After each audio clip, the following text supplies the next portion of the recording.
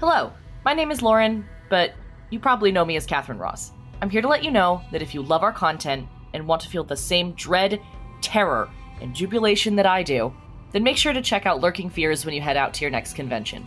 With a great group of professional storytellers, Lurking Fears is able to weave stories that will haunt you and take you to the very edge of madness, which is something I know a little bit about. Now, while specializing in Call of Cthulhu, Lurking Fears also runs games from a variety of other systems. So there's something for everyone. They're committed to running heavy RPG adventures that are driven by the narrative and, of course, by the player's choices. So, check out their Facebook page and follow them to keep on top of which con they'll be hosting games at next. Trust me, you will not be disappointed. Now, let's get back to the action and see what our keeper Raz has in store for us. But if history has taught us anything, probably going to be bad news. This episode is sponsored by our Patreon subscribers. Thank you so much for your continued support. If you're not a member yet, you can join our Patreon for as low as $1 per month to support the cast and crew of the Bardic College. Unlock bonus content featuring your favorite players, get exclusive access to shows you can't find anywhere else, and even get a chance to have Raz run a game of your choice. Visit us online at patreon.com/thebardic-college.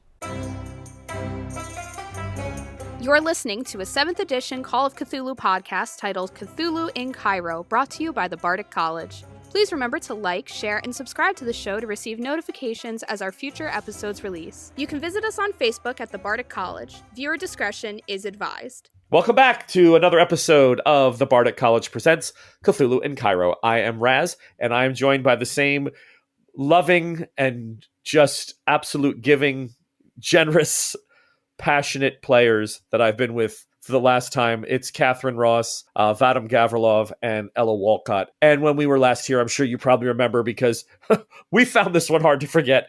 Ella and Catherine were having really a moment where I think they finally, there was a real breakthrough. If I was their therapist, it was like Mr. The Dr. Wong in The Ref. Maybe we just need to all take a moment. And then we both turn towards you and say, F you! Beautiful. I'm not here to take sides. Then what good are you? Okay, Dr. Wong. But yes, if anybody has a chance to watch that movie at Christmas time, check it out, The Ref. Vadim, though, was about to decide whether it was, nice words and bullets. So why don't we start with him? Yes, you go into Mr. Alvarez's office. He sits down. He lets you come in, shuts the door. You see, again, shipping schedules, pins with, yarn and locate, obviously the push pins have names of each boat, some very valid information, crew size, tonnage, and where it's roughly currently located. And, it's all estimations, right? You start in the morning and then the next morning, hopefully you say, okay, well, this speed, they should have made it to here. But yeah, he's got all that lined up around the office. It's a good size space. It's probably a 15 by 20, 25 room. So it's good size. He's got a little conference table for 4 people. And there's a door that goes into the warehouse from it? No, this is just like you said, this is a pop-up okay. Or a pop-out. There was no cut through made to the warehouse. Oh, okay. Yeah, for security, they decided not to do that. They just said, you know what, warehouse has only one entrance, security guard, that's it. Gotcha. Yeah, so he sits down and he says, well, Mr. Friend of Yinko, what can I do for you? I have just come from Nepal. Very disturbed at what I have found there. Are you at all familiar with what has happened to our friend? I've stopped receiving not only correspondence, but other packages, small flat packages that were meant to come back to me over the last several months, but nothing that I figured we wouldn't catch up on at some point. It's happened once or twice before. Why? What did you find? He is no longer there. His operation is gone. There is some Chinese man who is owning his establishment. Apparently no knowledge whatsoever to this thing that we do. I see. You come to me with this because Mr. Yinko is a very old friend of mine, a very old, trusted friend of mine, who many years ago took care of the most precious cargo of mine, the cargo that means more to me than life itself, and is that cargo that I am now looking for. Can I get you a drink? No, thank you. He reaches into his desk and... As he reaches into his desk, I put my hand into my jacket. You might want to pull that out slowly. Pulls it up. It's port. Okay. Local. Yeah. Normally it's an after-dinner thing, but It's good for middle of the day if you're in a pinch. Nice tawny port. Wow. Bottom's like wine. Gotcha. Not beer. Got it. Not vodka. Not vodka. Got it. So he does take out 2 glasses, drops them both down, pulls it out with his teeth. Not the most sophisticated port drinker.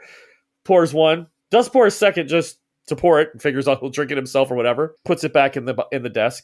You can go ahead and make me a spot hidden. That is a 6. 0, 0, 6. That would be a critical success. He does not shut the drawer that he pulled the port out of. He's left it open. You did not hear it shut. You did not see him make an action of his arm shutting it.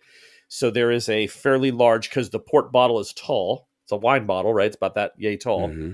That bottle would have fit either lying down or standing up.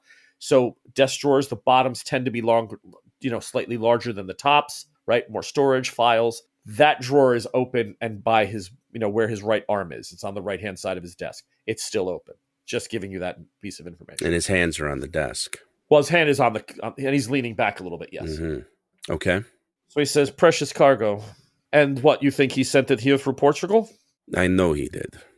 When? Approximately 8 years ago. Looks down, takes a big swig, puts the glass down on his desk. Vadim moves to his left, my right. Casually, like you're pacing, but he puts himself to where he would be across the body of him. Yeah, if he tried to pull. Mm-hmm. Okay. He's looking at you as you stand there. He says, I've owned these warehouses for some time. I can possibly try to find these records for you and see what happened to your cargo. He's acting like he doesn't understand what you're saying. Let me be clear, sir. I do not know if you are being coy or if you do not know me, or do not know what I am talking about truly. I don't know you at all. Part of that cargo is sitting out front, shining shoes. Okay, you see something in his face change. He says, so you're here for the rest of it? I am here for my family. Well, your family is down a member. I don't know how much you know if Mr. Ko was not there to greet you in Nepal, but I'm sure I can... I'm still ringing on those words that he just said, down a member. Yeah. He says, but I'm sure I can let your children explain it to you if I can simply use my phone. I will get a hold of where she is staying and have her brought here. Are you telling me that my wife is dead? She passed. Yes, she did. I will need to know the details of that. She fell ill. Life happens. She was a good woman, but she just became sick. It's nothing. Your children can, as I said, before you leave, I will not leave my office. You can speak to them directly. They are in fair health, and I've taken care of them the best I can. Your daughter attends school. Your son decided he was done. About 6 months ago, he wanted not to go back. I fought with the boy. I offered him a job here so that he could at least feel like he was making a difference. After your wife passed, he said he was not interested in going back. You are the man that Yinko made arrangements to receive my family and keep them safe here.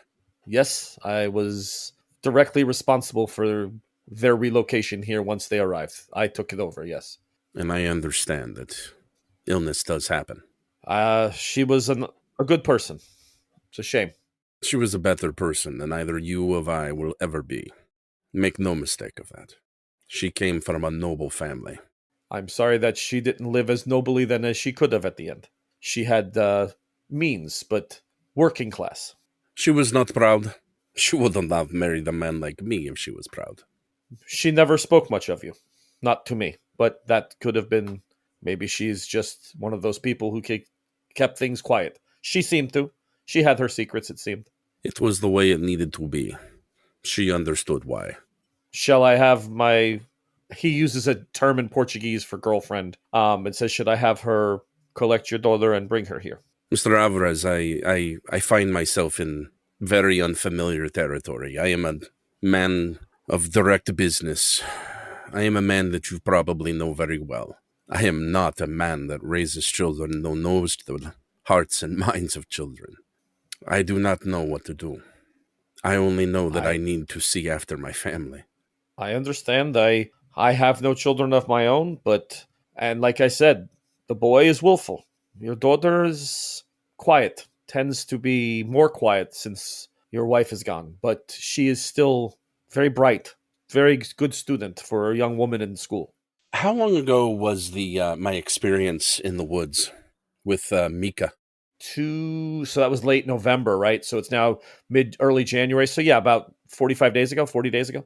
Can I inquire, was my wife's passing, was this recently? A little more than a year. It was a shame because it was before Christmas, before the time that the holidays of last year. So her anniversary of her loss would have been about 3 weeks past. So yeah, not quite 13 months now. Did you notify Yinko of her passing? I passed the information on through the channels that we had. Yinko and I very rarely directly spoke. But as I said, the money that he would send periodically, that stopped coming several months ago. Suddenly, I knew that sometimes he has to go quiet and re-secure channels. All of us do. But I waited for his contact. We had an agreement that it would, whenever one of us were to go offline, out of, that you wait for them to recontact. You give it time. Yes. It is too dangerous to do otherwise. Ferret out the weasels and the rats. So I figured that's what he was doing. I think it is best that I collect my children and move on. This will be shock for them. This will be difficult. But sometimes that is the way. Children can adapt. But I tell you, your daughter, I think she could use a friendly face. Your son, there is something in him. A little bit wild. Doesn't like to be, how do you say, needs to have his freedom, needs to move his way. Doesn't like to be cramped up. I tried to console. I tried to help him. My girlfriend is very warm, very, very loving type person. Again, not someone you would think would be with me so much, but she knows children. She was an aunt, raised several children with her sister, helped her out before she came to Portugal, and she says that one is her heart and one breaks it. I think you can see what I'm saying. By all means, you are the father. If you can, this is the way it is. If you would call for my daughter, I would ask that you would come and introduce me to my son. Of course. I don't mean to do this, but before I bring her down here, do you have anything of your wife's, anything of your children's that I know? Anything with you, a picture, a letter, anything, just so I would hate to turn them over to someone just to turn them over. I have the picture of the four of us, right? Right. From inside my jacket, I have a billfold that I keep important things in, and I slowly unfold it, and inside this little pocket tucked deep down inside of the billfold, I pull out a folded old creased photo, and I hand it over to him. He says, I meant no disrespect. I hope you understand this. The man in this picture is you, but if this man had been someone else and you had taken this information from him, I would have been turning his children over to the wrong person. So I hope you can forgive my asking to see something so personal. There is nothing to forgive. You are doing what I would do. So come. I maybe better to bring him in here. He likes to run. He's like, he may bolt. So he tends to need time to think. So bringing him here may be better for you. If you want to stay, I go get him. If he likes to run, I think better give him the space to do so. In case. Okay. Well, let's go then. So you step outside. All right. Back over to Ella and Catherine. Ella, you go ahead and you look over. Catherine is standing there. As far as I know, Catherine, I know you don't have a sheet of paper. I know you don't have a pen. That's not something you would have brought down here with you. And I don't think you want to tear the manuscript and try finding a writing implement. Right. Are you staying? Catherine goes upstairs. All right, Ella. You are alone. For visual effect, Ella, eyes closed, nods her head like, yup, figures. And thinks of how she's going to do this without a person. He doesn't happen to have a tape recorder anywhere, does he? Like upstairs that she may have seen? 1932. So you would have had wax phonograph. Oh, yeah. He could have Long time. rolls. I don't even know if wire recordings were out in 32. I know they're out in the mid 40s, early 50s. Wireline, but that was expensive and pretty military type tech, I think. But if you wanted to use like an old Vitrola was the player, but there was a wax recorder that you could collect information on. I can give you a roll for that. Catherine and Faye are resourceful, so if he has one, it's going to be in his study. But if you want to make a roll for that on luck, I'll let you try that. I'll roll. Then you got to carry it downstairs. I'll try. Haven't been rolling great tonight, Keeper, you know. Ooh, a 9. All right. So yes, he does have, I guess for his research, he used to create dictation scrolls that he could then play back. They are hissy and scratchy as all shit, but they will record information. Faye is upstairs in the kitchen. You go, downstairs rather in the kitchen area. You hear her puttering around and making tea. I don't know where Catherine walked off to. Catherine, yes? As Ella is walking up the stairs to go and retrieve, she had the idea to go get a phonograph. Well, she went to go get whatever those dictation machines were called. Whatever it's called.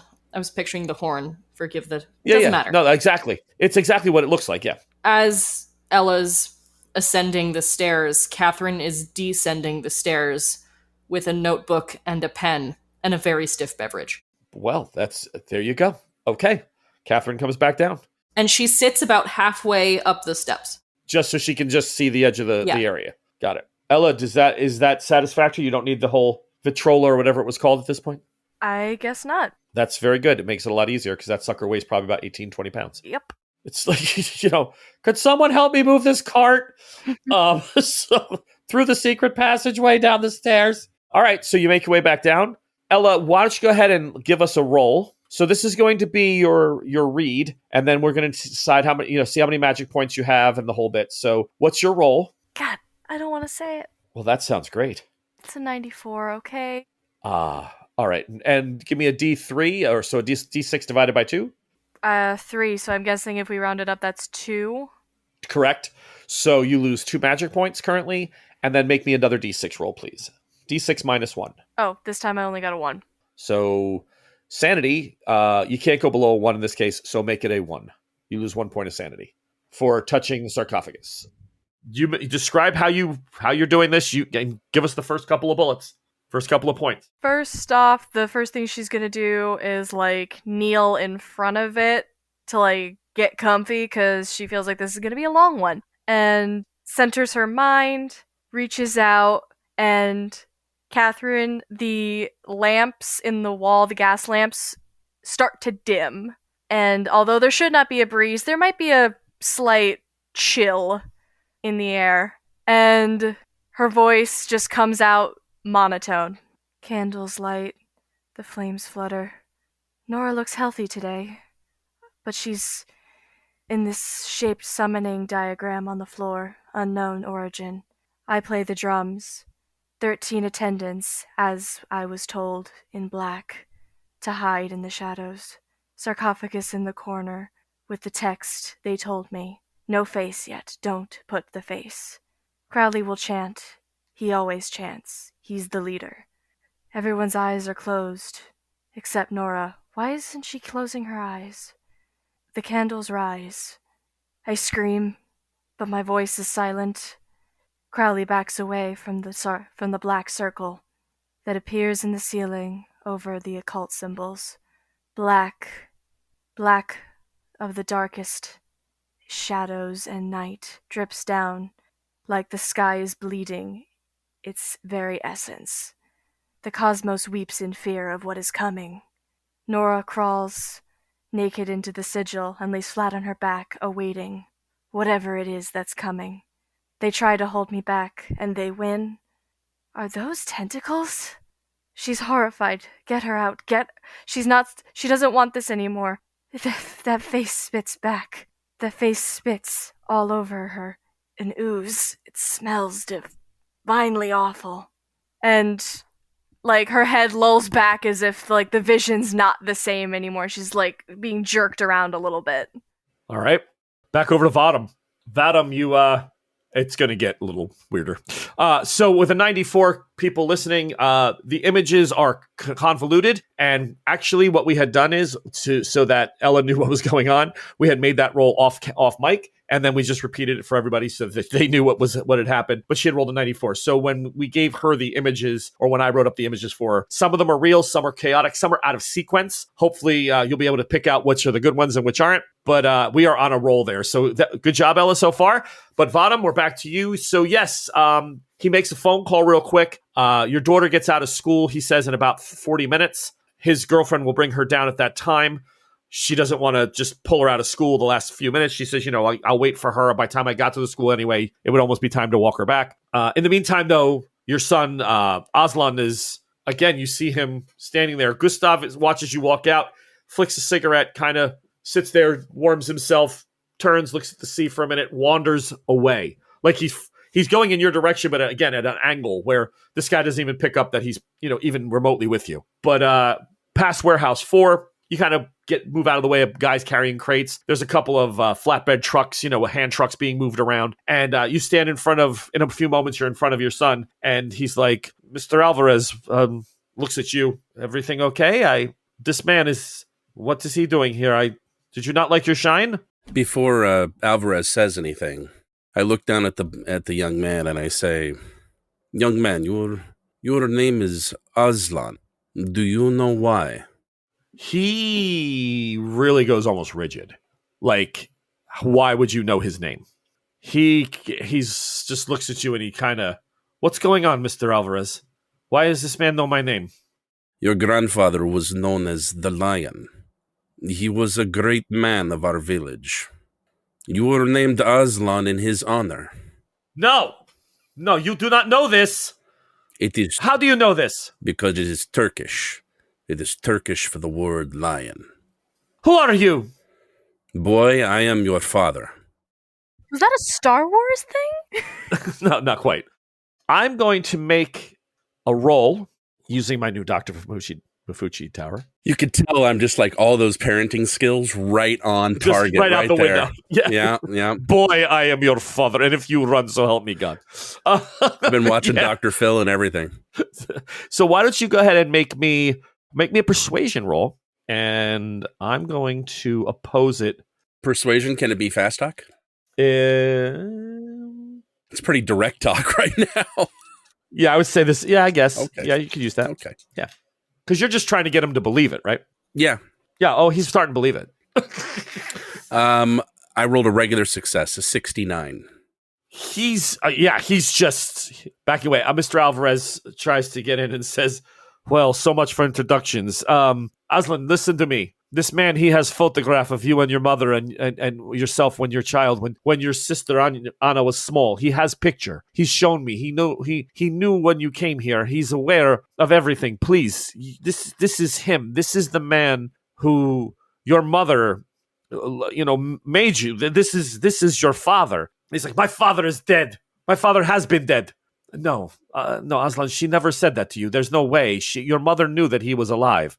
No. My father would never have left us here like this for so long. And he's backing away. It's fine. He's got that jackrabbit look, yeah. I put my hand up to sort of silence Mr. Alvarez. Okay. I say, young man, you are Russian. You have Russian blood running through your veins.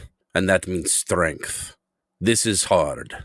This is probably the toughest thing you will have heard in your life. But you will make it through this because of the blood in your veins. Out the corner of your eye, you see Gustav's making an oblique around him in case he tries to do a bolter. Like he's like... I had motioned to Gustav when we came out. All I want Gustav to do is to cover Alvarez. Oh, all right. Just so don't even... if the boy goes... So I don't have to worry about that. You got it.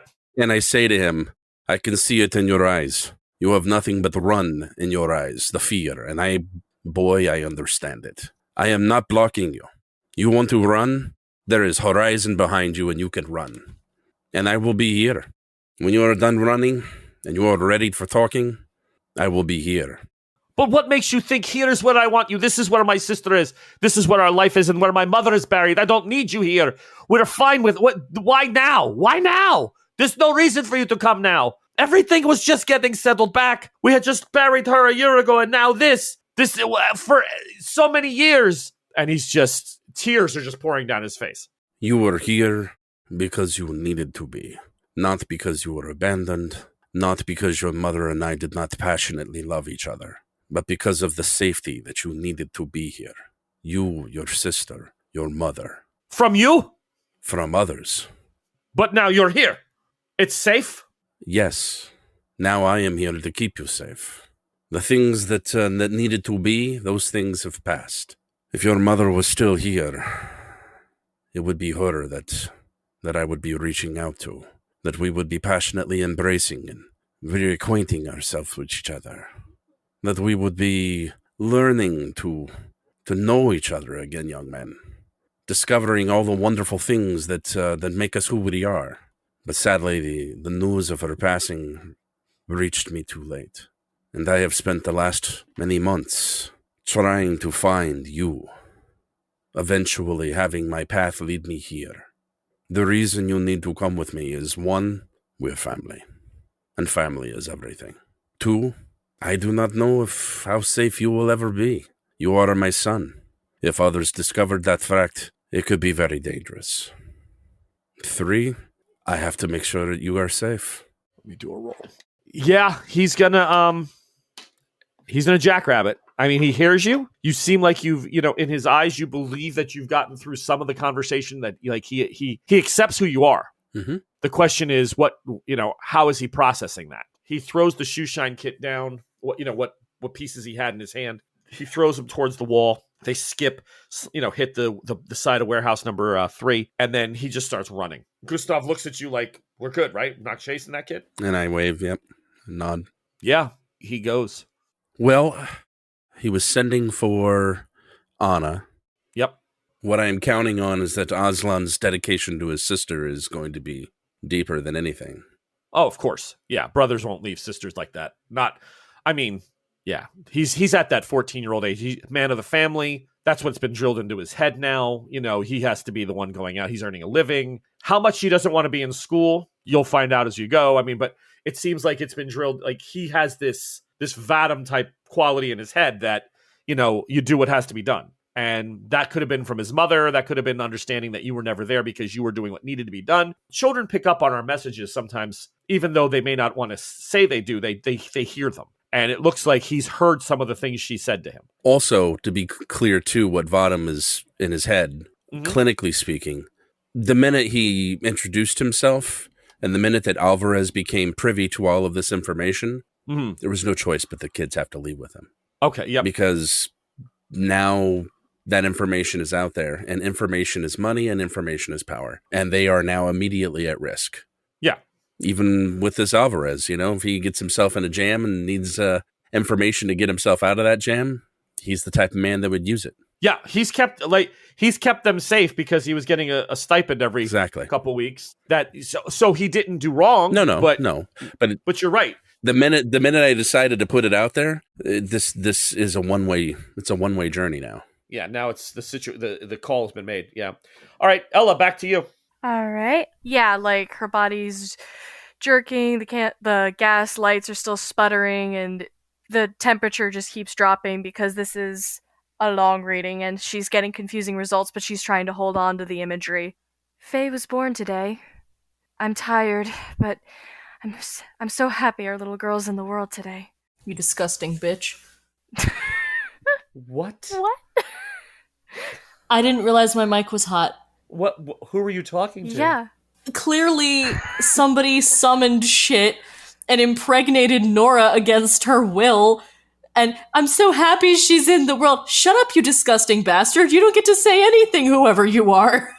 Well, we've now gotten a quick moment of Catherine on the steps. Back to you, Ella. I did not know that my mic was live. That's staying. That was a disgusting bitch. As she's scratching on the paper. All right, Ella. Oh my goodness. She's walking through Battery Park with a pram, but no babies inside it. And she's not pregnant. Under the blanket is a black, greenish monster with arms, like tentacles of little spiders or something. And another jolt of her head lolling. Faye's 7 today, or is she 8? I can never keep track. She grows so fast. And she's in my study, reading on the carpeted floor, and I'm at my desk. The shadow's coming. Cast from the fireplace. Eowas has come. Eowas has written to me on the pages of the books and cover of Faye's novel. I smile, so proud. Jolt. Nora's in the hospital again.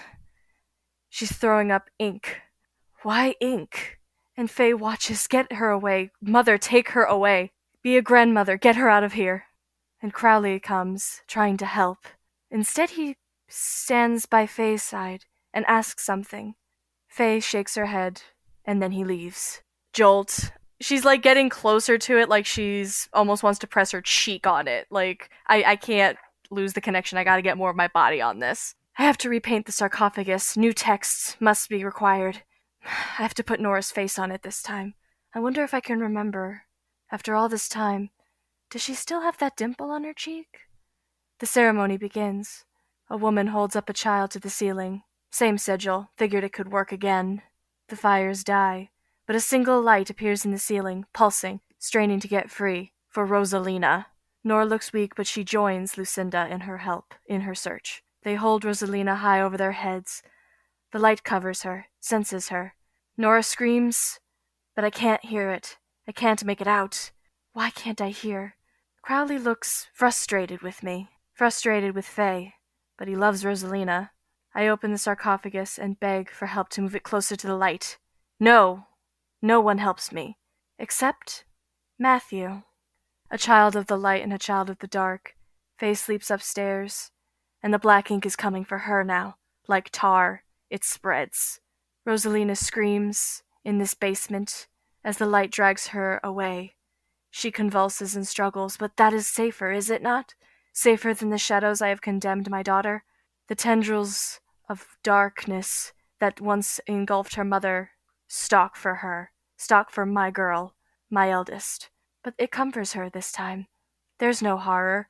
It strokes her hair, her cheeks. But as Rosalina fights to survive, my child sleeps soundly as she dreams. Jolt!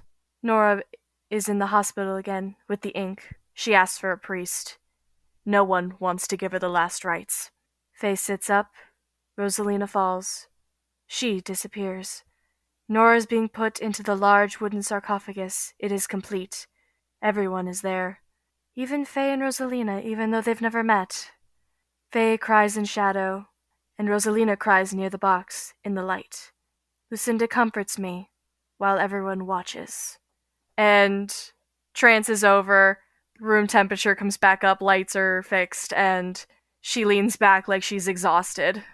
Great job. Yeah. So there's going to be a lot to unpack there. There's quite a bit with a 94. Unfortunately, there's quite a bit of crossover and confusion to some of the images. There is truths in there. There's definitely truths. Some of it may be metaphorical. We don't know. Some symbolic, metaphorical. Some people could be misplaced in time. It could be a read from something else. It's a jumble, but that's part of what clairvoyance is. It's like Mysterium the game, right? You have to pick what you need and what you don't need out of an image. So great job, Ella.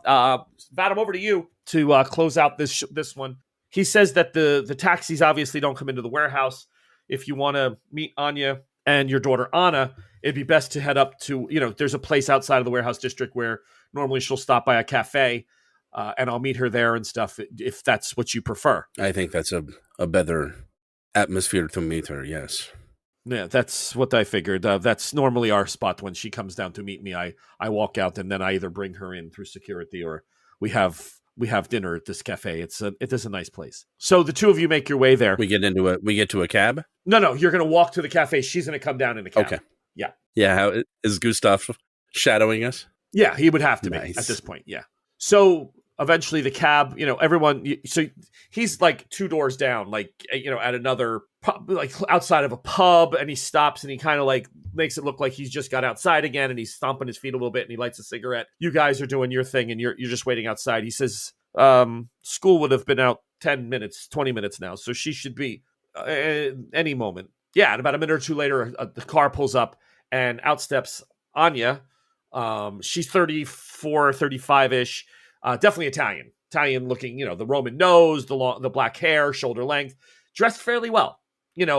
Not to the Ritz, not like a gangster's mall or anything like that, but she's definitely dressed, comfortably and with style. She has the latest fashion on. She looks good, but nothing that would be like blaring like I'm just dripping in diamonds. Nothing to that extent. And out steps your daughter, who is the spitting image of your wife. Mm-hmm.